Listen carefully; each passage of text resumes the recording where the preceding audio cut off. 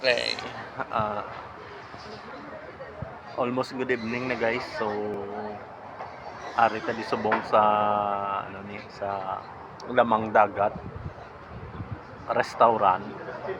Dito yan guys sa sa Carles. Oh.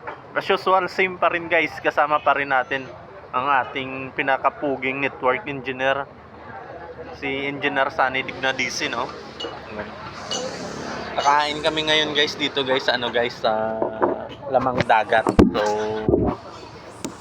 isa sa pinagmamalaki ng ng Carles Iloilo. So ayan guys Ayan yung view. Ayan. Ayan. So, ayan guys. Try din natin kung ano yung pinagkaiba sa mga mga seafood restaurant.